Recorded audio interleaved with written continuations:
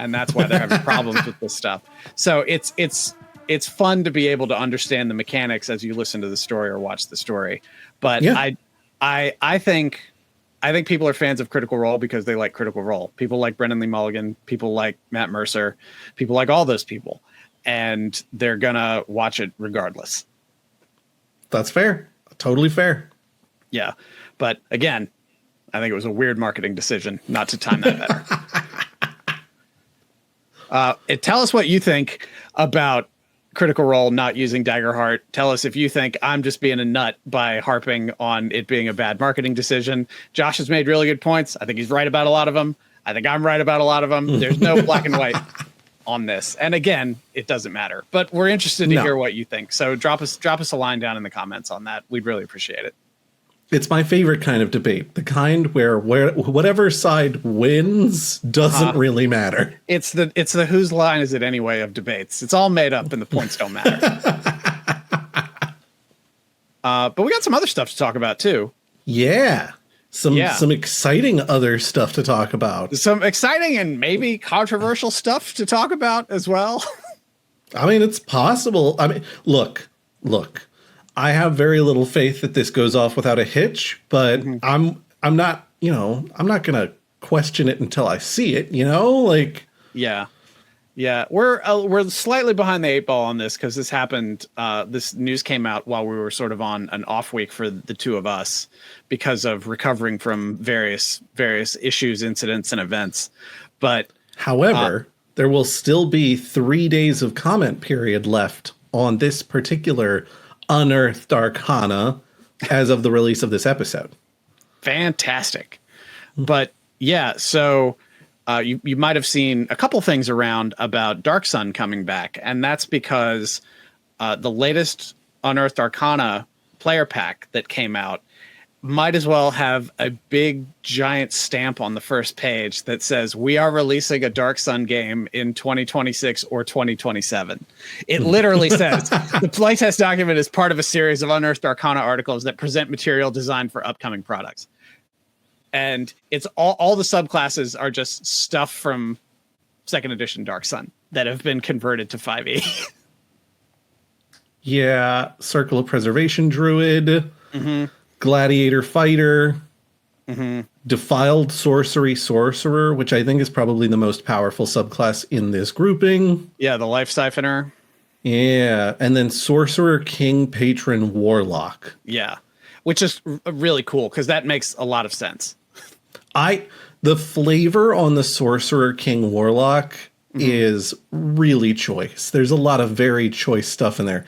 I am a little confused by all these smites they're getting as part of that. Before we dive into everything, like, because I know you're itching to just sort of talk about all of these, I want to mention too, just because I think it's valuable to say this is like we've seen Unearthed Arcana in the past that has not led to anything. It's led to nothing because really all that we can count on Unearthed Arcana being is WotC screwing around. This is their fuck around, and then later we'll find out. So this could come to nothing. And before we like really get into the Unearthed Arcana and what this could mean, like it's important to remember that the conversation a couple of years ago around Dark Sun was going in a very different direction because that was when we were in the thick of WotC fighting back on all the, like, I won't even say allegations because it happened, but it was just like bad bloke kind of stuff going on. There was racism that had been sort of baked into things for a long time, like with Ravenloft and then with the new Spelljammer release. And WotC was very much like, hey, we're sorry, we're going to try and do better. And sort of around then, if I remember correctly, because I went back and looked and we did an episode called Dark Sun is Problematic about 2 years ago. And we were just talking about how, because at the time there was a lot of noise because there was an interview from, I think somebody from WotC. It might have even been Jeremy Crawford, but I can't remember. I can't swear to it. But they were talking about how, we're probably not going to see a 5e Dark Sun release because they've been going through a lot of sort of playing the old hits over the years because there's a lot of problematic stuff in it, like auto cannibalism and slavery. There's just a lot of unsavory things that are going on there. And the argument was, if you change those things and remove them, it's like not really Dark Sun, and you're really just kind of like watering it down a little bit. And and at the time, like a lot of folks were just talking about it and speculating about it, and we jumped on the train for that. And we're just like, I think I landed somewhere like there are ways to address it that respect the history, but also respect the fact that this is not 30 to 40 years ago now that this was coming out, and people kind of look at things a little bit differently now. And I still think that's true, but no matter what they do with this release, they're putting themselves in sort of an awkward position, because if they don't touch anything, it's going to be Ravenloft and Spelljammer all over again, where they have to make all these changes after the fact. And if they modernize it, then, you know, the anti-woke brigade is going to just descend on them, which, by the way, somebody from the anti-woke brigade was in our YouTube comments on the Daggerheart video, and I shut them down. So I'll say it again here. Thanks for engaging with our content, because it really helps the algorithm.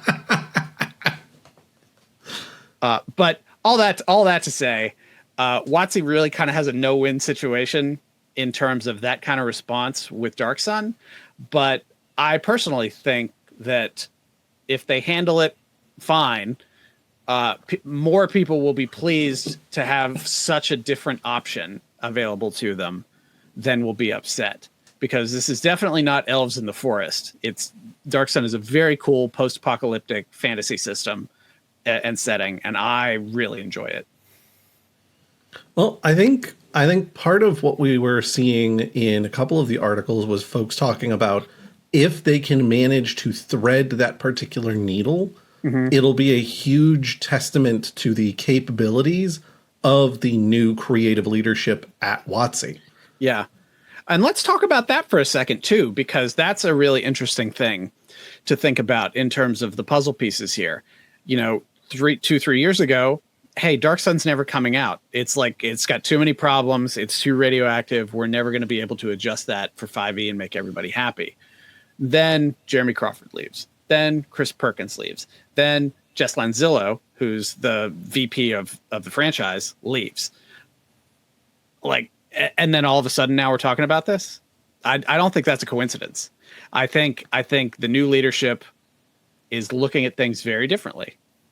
And I'm not, that's not a moral judgment I'm making. I'm not saying they're less cool, so they're looking at this. I'm just saying they're looking at it differently, because obviously they are. I mean, my hope would be that they're coming in with experiences of their own and knowledge of their own about how to thread that particular needle. And it's not, I mean, it can't be Ernie Gygax because he's gone. So it would be even darker sun. But my point being, like, hopefully the folks that are coming in are like, no, you know what? I understand why they felt like they couldn't thread this needle, but I can. I see the path that will lead us to victory on this. And if they manage to do that, that's going to be a huge win for Wizards of the Coast, because this is something that people have been talking about and requesting and on some levels demanding some kind of something for decades now. And it's such a great setting. Like, I played a lot of the old SSI computer games when TSR licensed to them, and there were 2 Dark Sun games, and they were my favorites. Just because again, like, as I've said many times, I get really burned out on traditional fantasy settings, and this was something that was, Dark Sun is familiar enough if you like that kind of thing, if you're a D&D player. And I'm sort of doing an explain it like I'm 5 on this, because I realize that there's a lot of people that have only been in this hobby for the last, less than 10 years, really, and have never played 2nd edition or anything like that, and really don't know much about it. It's really cool. There's a lot of stuff that you want to be careful with if you grab some old modules and run with it. but it's still a really cool setting, and there's lots of stuff that you can do with it. There's actually a spiritual successor to it from the same guy who created Dark Sun, and it's called Dragon Kings, and it's like a world book. It doesn't have rules or anything, but it's like a setting book that you can use. And I've got a copy of it that I haven't read in a long time, but I really enjoyed it, and I encourage anybody to check it out if you want to get an idea of Dark Sun flavor without having to go on eBay or archive.org or something like that, or Drive Through RPG to try to find old second edition Dark Sun books. Check out Dragon Kings. Man. That does sound worth investigating. But as far as what we've got coming up from Wizards of the Coast, all we have right now is this Unearthed Arcana, which, I mean, it's a few subclasses, but that's pretty far removed from being like, we're announcing a new world book. We're going to have a whole module and a whole series of like expansion classes and things like that. Like we're a few steps away from that being even sensible to talk about. This is toes in the water. Yeah. Yeah. And I think part of the reason why they made it an Unearthed Arcana instead of just like putting a poll out or whatever is they can show, here are some of the cool things that we could do with this setting, if that's of interest to people. That gives people the opportunity to look at the subclasses, play around with them, and then maybe as part of the commenting process be like, hey, this looks mighty Dark Sun to me, and I would be excited about that if that were the case. Yeah.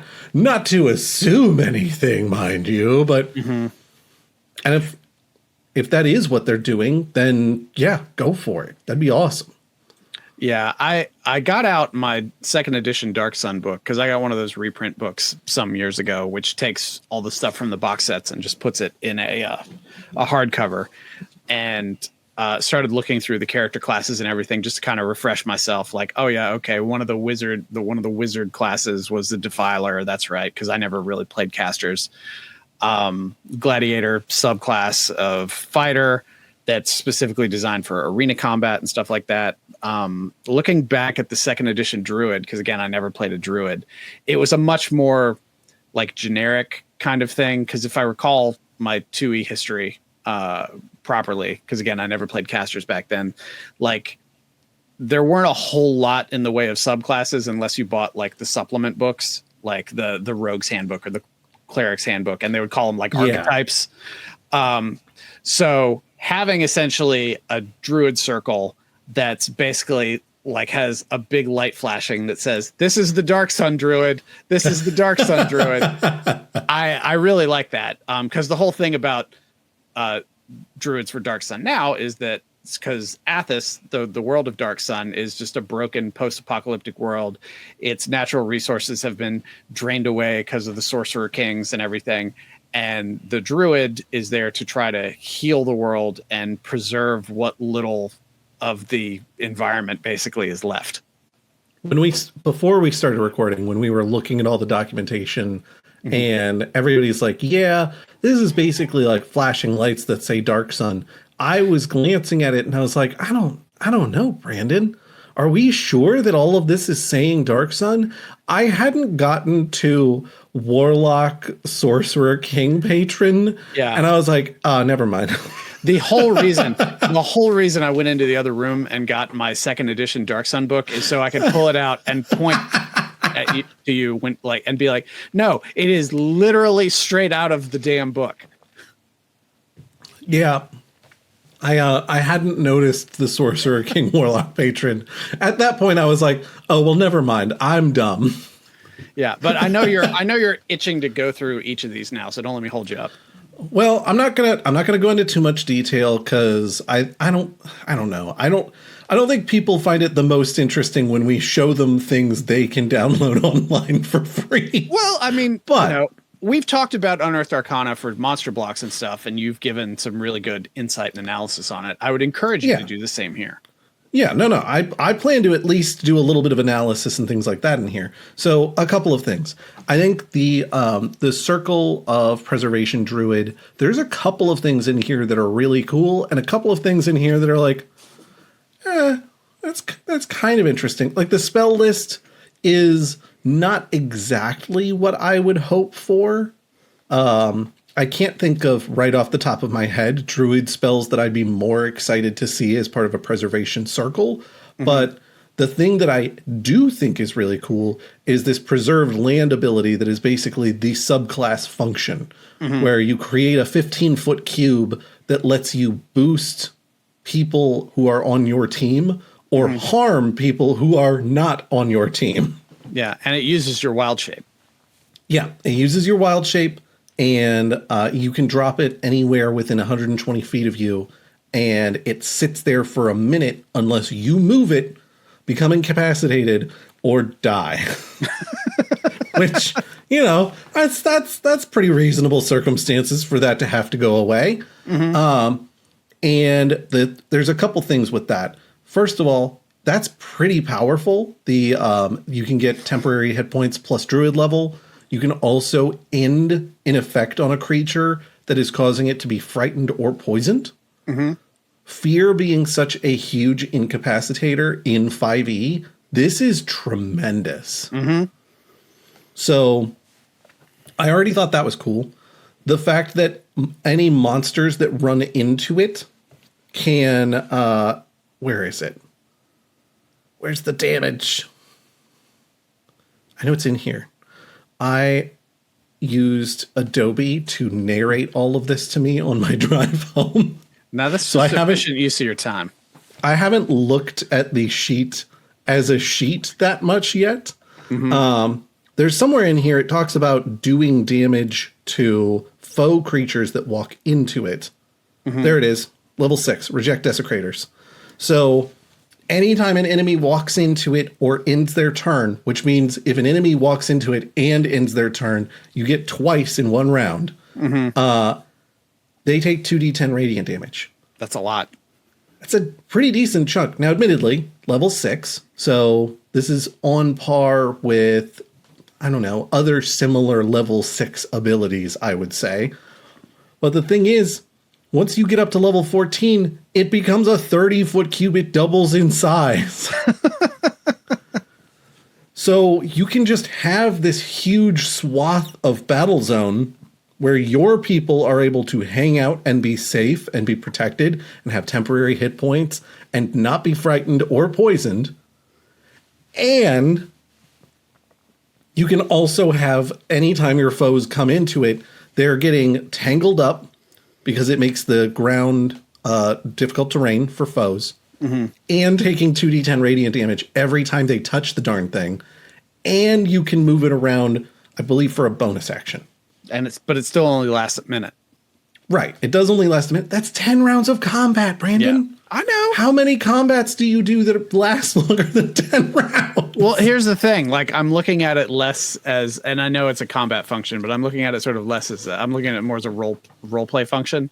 Like, what good is the ability to restore the land on this, like, desiccated world, if it only lasts for a minute? That almost seems worse than not fixing it at all. Well, I mean, non-magical vegetation native to the region sprouts on the ground within the cube and disappears when the effect ends. So you're not really restoring the land specifically with this spell. You're not a reverse lawnmower. Circle of depression. But abilities wise, I think that's really cool. I think that's something that's going to be a lot of fun to play around with. Hopefully some folks out there already are playing around with this, but if they aren't, I would encourage you to start because that's neat and I like it. Yeah. Not to engage in too much of an academic discussion about it because go on. Okay, so for this subclass, your highest like level ability is level 14. Now, setting aside that rarely is somebody going to get this all the way up to 14, but does that feel fine? I guess that's your last additional ability for a druid. Yeah, because druids get cool stuff for their class abilities at 18 and 20, if I recall. Okay. I've never played a druid in 5e, so. Druids have a lot of stuff that is class specific that makes them really interesting. And then your subclass just kind of is like the whipped cream on top of the sundae. Okay. Similar to warlocks, which we will be getting into in a little bit. Yeah. The gladiator fighter is kind of interesting because there's a little bit of like battle master-ishness in that you have an additional resource that you're spending as part of your subclass. But the way you use it is to absolutely ruin your foes. So you have brutal martial moves, and once per turn you can add a brutality effect. There's a couple of interesting things about this fighter subclass. Thing number one is you want a high charisma modifier for it, because you're just as much a performer in the arena as you are someone who is hitting things good with big long metal stick. But that's just for the brutality, right? It's not correct. Like that's not like the core stat for it. Well, so yes and no, because part of the function of this subclass is things like intimidation mechanics.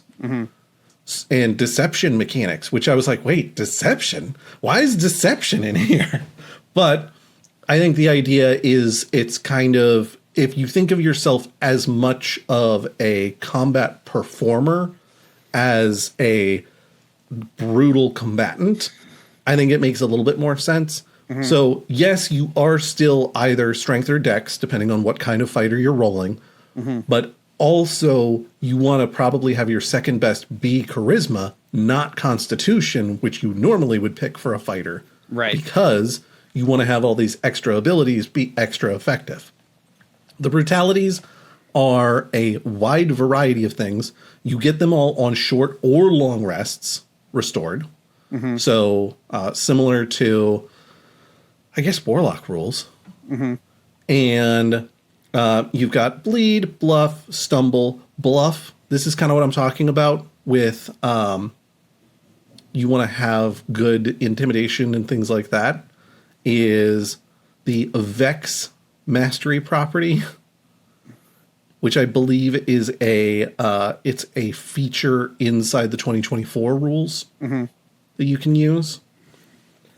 And you can use activate Vex in addition to a different mastery property with that weapon, and you have advantage on the next saving throw you make before the end of your next turn. So this goes to kind of that, like, deception is important to this class, intimidation is important to this class. Right, which makes sense in the context of an arena performer. Exactly. Athletic flair.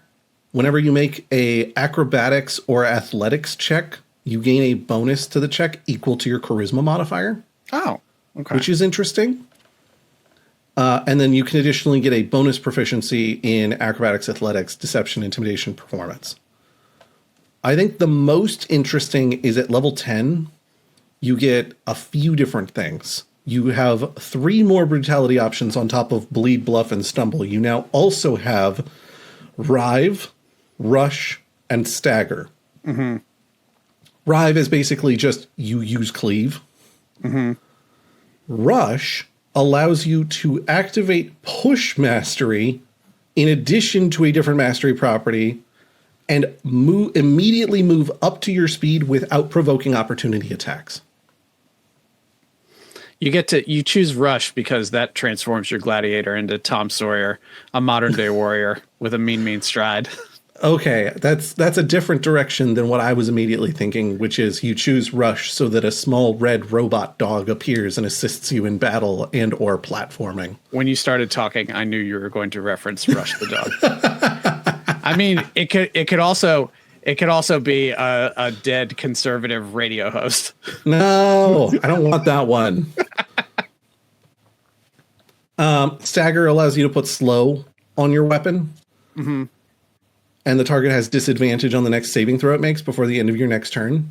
Like, that's pretty cool. The other cool thing is at level 18, you get Mutilate, which allows you to make it so that if the target takes the attack action, it can make only one attack as it's affected by Maimed. Or you can halve its speed and reduce its armor class by 2 with Sluggish. Like, this is... The brutalities basically turn this character into, like, a Daredevil hallway fight. Yeah, kinda. Yeah. Like, it's very showy. It's very cool. There's also Brutal Resurgence. You gain brutality when you use Second Wind, which is kind of like sorcerers regaining sorcery points. Mm-hmm. Okay, so Gladiator Fighter, very cool. A lot of interesting things you can do with it. Very effective, but it's one of those where, like, I feel like the most interesting stuff does not come around until level 10, which is, well, it's a little rough. Keep in mind that one of the things about second edition Dark Sun was that players didn't start at level 1. Like, characters started at higher levels. Okay, that makes sense. I would not be surprised if the 5th edition version of it advised you to have players start at, like, level 3, because that's where you start getting your fun stuff in most classes. That would be my prediction. That makes sense. That would make it a little bit easier to get there. It's only 7 levels, not 9. Defiled Sorcerer. This one, I think, is probably the most powerful in the entire block. Because once per turn when you roll damage for a spell you cast using a spell slot, you can empower it using your hit dice. Or, if there's a creature close enough to you, you can make them take a con save and use their hit dice instead.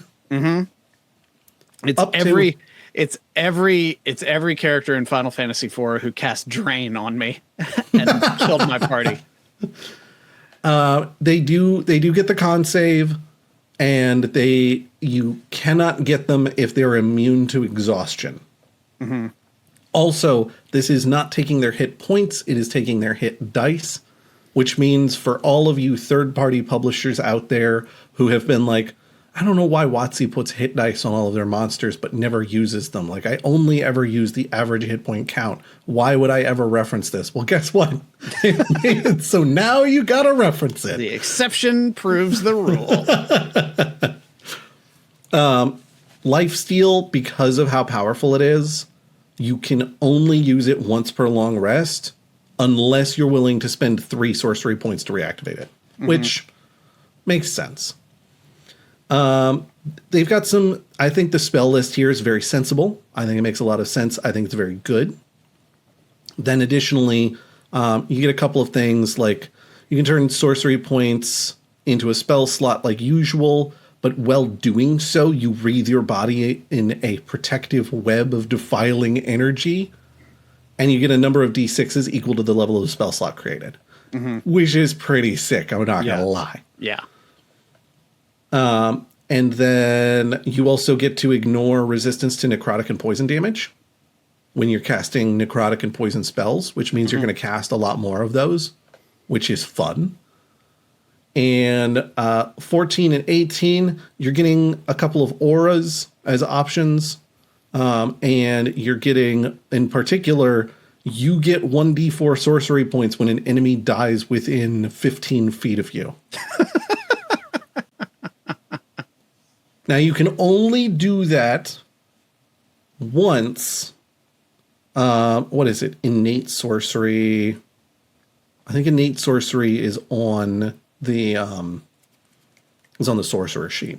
I think that's the one where you have the ability to recover sorcery points using a short rest, if I recall correctly. And so this is kind of replacing that, but allowing you to do so without having to take a short rest. Instead, you're just ripping it out of your foes. Which makes a lot of sense.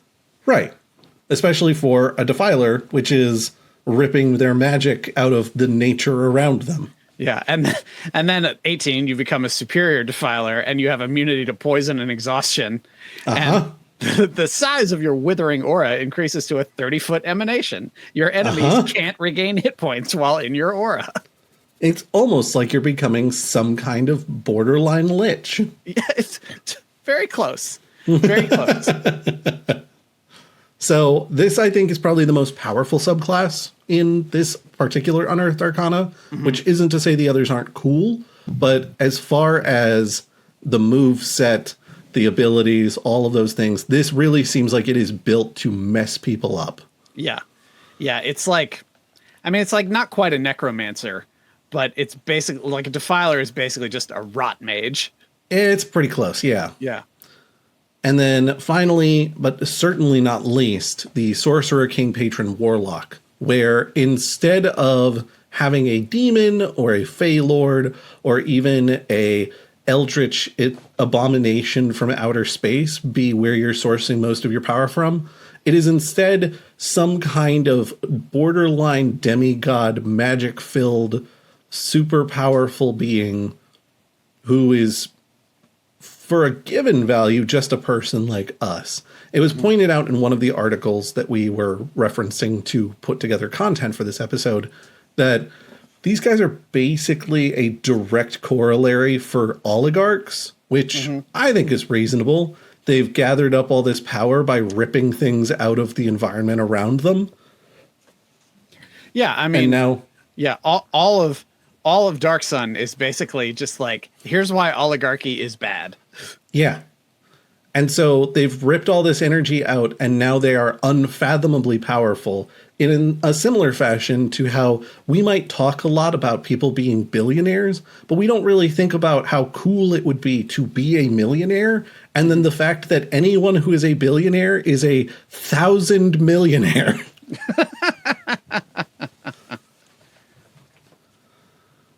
So there's a lot of cool stuff in here. This one I found really interesting because a lot of the stuff that comes with it, like I was talking about earlier, like the smites, almost suggests to me a more melee warlock. And I would not have anticipated that, but there's a couple of things missing from it, and those are things like the ability to resummon your weapon Pact of the Blade style, or, Armor of Agathis, or, the things that I usually expect from warlocks that are going to be up in the faces of everybody else. But, I mean, Compelled Duel, Wrathful Smite, Staggering Smite, like, these are mostly things that I would expect someone to be using right on the front lines. They also, they get Intimidating Presence, which gives them expertise in intimidation. They can cast Command as a bonus action without expending a spell slot up to a number of times of their Charisma modifier once per long rest. Like, there's a lot of pretty cool stuff in here. Marshal or Oppress, it works as a benefit or bane for like folks that are nearby. If they're within 30 feet of you, you can give creatures that you like advantage on attack rolls, or you can make creatures you don't like need to take a wisdom save or be frightened until the end of their next turn.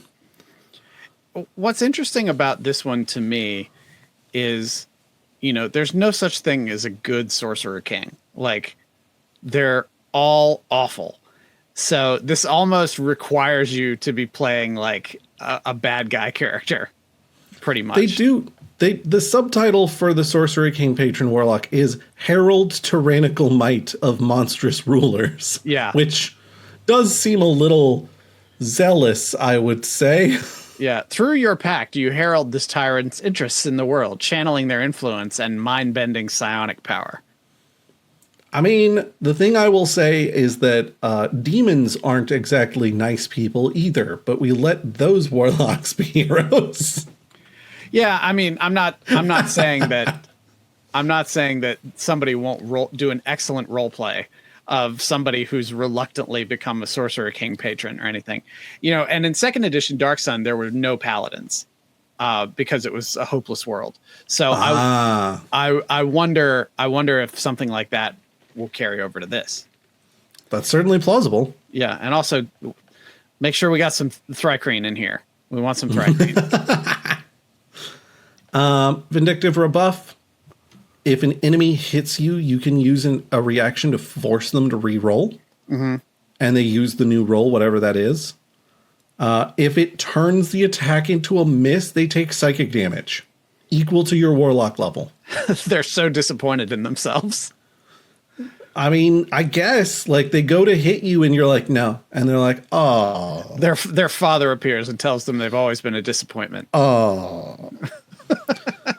And then finally at level 14, whenever you cast command, you can target an additional creature within the spell range. And additionally, any creature frightened by you, which remember, anytime someone is within 30 feet of you, you can make them roll a wisdom save to be frightened. Mm-hmm. If they're frightened by you, they automatically fail their save against command.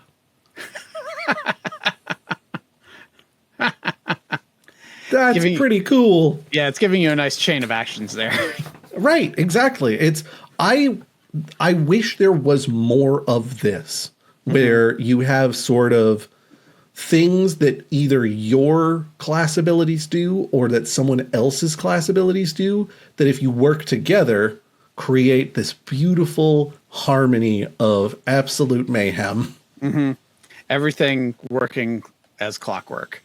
Yes, exactly. Yeah. So I don't think the Sorcerer King Patron is overpowered. I think there's some interesting stuff in here for sure, but I am really curious if their intent is to have you be a melee warlock, but without all of the like added armor that some of the warlocks get.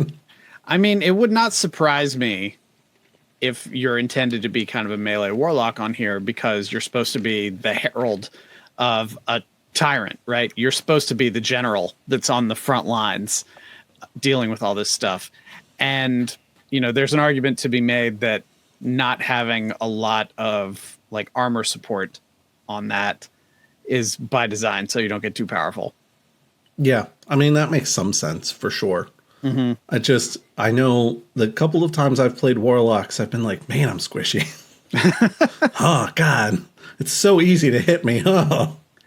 But overall, I'm really excited about this. I'm very, very pleased with the idea that we might be seeing a 5th edition Dark Sun release, even if it is using the 2024 asterisk rules. which means 2024 copyright 2025. Yeah. Which means I'll have to brush up on that a little bit. But I'm like, I will happily run Dark Sun games if they release a 5e of it. And if they leave problematic stuff in there, I won't use it. Yeah.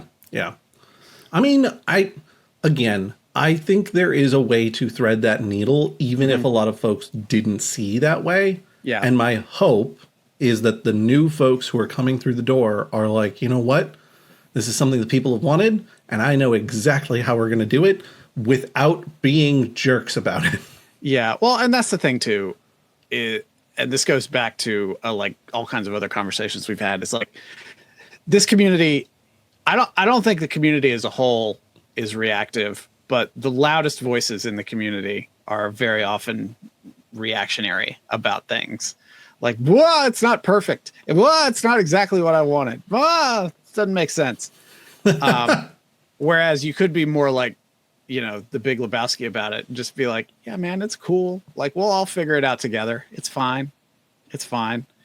I would like to think, and I will continue to try to think positively, that WotC has learned the lesson of not having that problematic stuff in their games anymore. And I would also like to think that they've become savvy enough that they're able to catch it and sort of massage through it and keep the core of the world without also having to stick all that stuff in there that makes folks uncomfortable. Yeah. Look, as someone who, as of recording, is 1 day away from the release of Silk Song, and has been waiting for this game for 6 years, I know for a fact that fan bases get a little too amped up about what something is going to turn out like. And if you walk in being like, I mean, as long as it's worth my $20, I'll be happy. Yeah. And I don't need this new Dark Sun to be the most amazing module set that I've ever seen WotC produce and release. Mm-hmm. I just want it to not be full of racist nonsense. That's a really low bar of expectations. I really just don't want it full of racist nonsense. I mean, before we wrap up, circling back around to Dragon Kings, which is the setting book that's sort of a Dark Sun analog. It's by Timothy Brown. I couldn't remember his name, and I wanted to mention it because he was the creator of Dark Sun.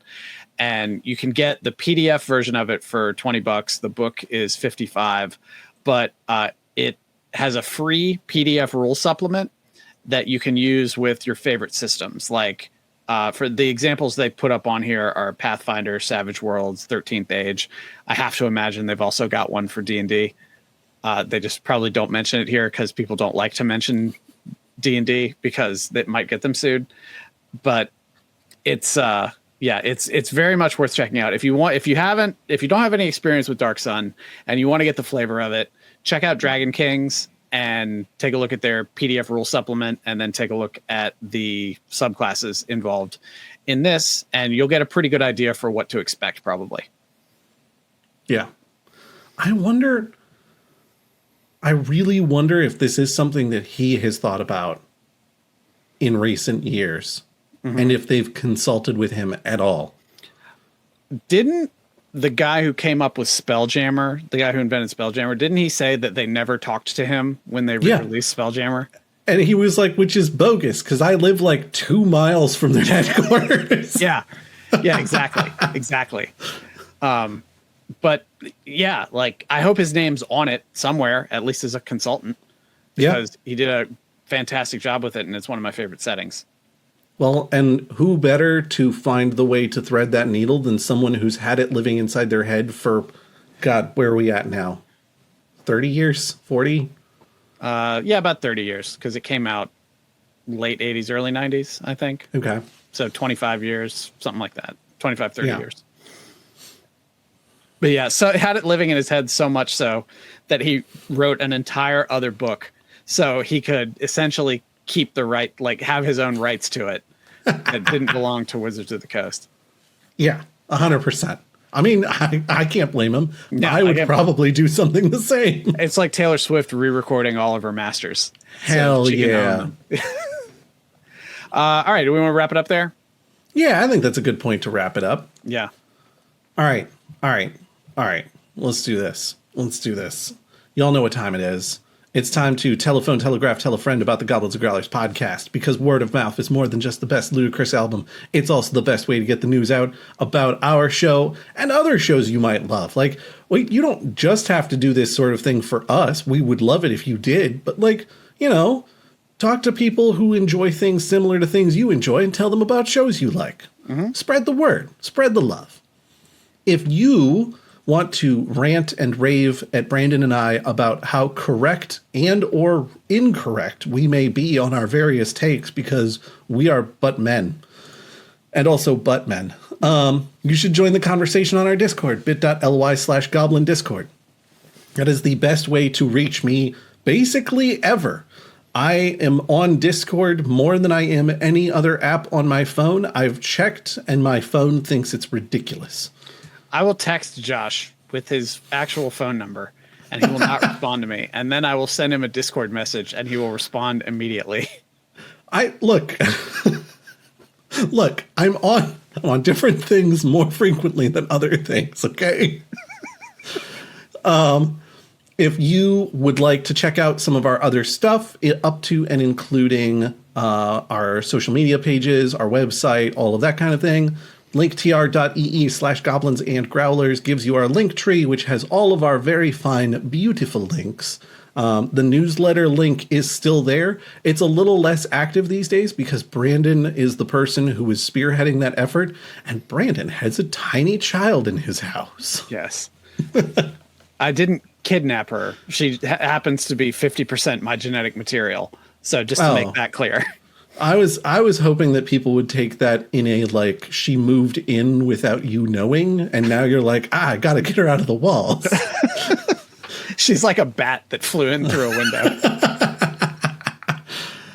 If you'd like to support us in ways other than our beautiful, beautiful Patreon, which, by the way, patreon.com/goblins growlers, that gets you all of our magnificent deep dive content, as well as certain things that we're not ready to release on the main feed yet because there's still a lot of spicy legal nonsense around them.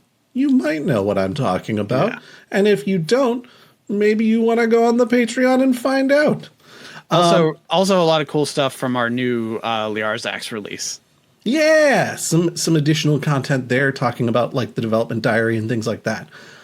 If you want other ways to support us, though, let's say you're already on the Patreon. You're like, Josh, I'm already giving you my money every month, man. What more could you want? What more could I want? What more could you want from the goblinsandgrowlers.bigcartel.com, our beautiful merch store online? We've got a variety of books. I don't think we have apparel on there anymore. I think we've moved all the apparel off of the website because there's like 3 shirts in a box in the storage unit. Yeah, we're very close to successfully liquidating all of our t-shirts. We had way too many. I think the only shirt design we're planning at this time to maintain is Chaotic Pour, and that's just, it's so on brand for us. It would be hard to let that one go. Well, we might do some special runs of other ones. Yeah, I mean, I'm not saying we're going to rule out future shirt possibilities. I'm just saying we probably aren't going to reprint any of the current designs. Right. You can find us on social media. We've got @Inverlist. Oh, that's not you. Hold on, I gotta change this. That's not Brandon at all. That's from when we had Paul on here. Because Brandon's way of Brandalore. Thrilling content here. You editing. Look, I gotta fix these, okay? You can find us on social media. I'm @BlackCloakDM. Brandon is @Way of Brandalore. And Inver, when you can find her, is @Inverlist. Fair warning, if you find the closet that we have trapped her within, and she's like, oh, please, please let me out. I do not want to be in the dark anymore. She's just luring you into one of her dark rituals, man. You gotta be careful with that stuff. All right. I think, did I hit everything? No, I didn't hit everything because I didn't talk about our sister podcast, Quid Pro Roll, which you can find on your podcatcher of choice. We are in our final season. We are in our last, we are currently climbing a big tower full of enemies in it. I'm certain there won't be anything super terrible at the top. What could that possibly be? Games never work out. We'll find out. It's probably sunshine, rainbows, and unicorns up at the top. That's I have to assume that's exactly what it's going to be. I know how much Alex loves unicorns. Mm-hmm. Somebody up there is just going to surrender. We get to the top and they're like, you got me. I think that's everything. Brandon, is there anything additional that you wanted to mention? No, that is literally everything, I think. As of recording this, am getting ready to go to Colossal Con East, but as of release of this, I'm getting back from Colossal Con East. So I'm sure, first of all, had a wonderful time. If I met anybody who was there, I hope we high-fived because I want to high-five everybody who is a fan of ours. And if I saw people, I'm sure it was wonderful to see people. There. Done it. You covered yourself. All right. Well, I think let's call it there and call it a night because it's awfully late for me right now. Yeah, for someone who gets up in the middle of the night frequently in order to take care of the tiny child living in your house. Yeah. It is pretty late in the evening. So yeah, just to be clear, I'm not getting up in the middle of the night because of my prostate. It's because of my baby. I said because of your tiny child. I'm just clarifying. I'm not that old yet. All right. Thanks for listening, y'all. And we will see you in the next episode. Bye, everybody. Bye.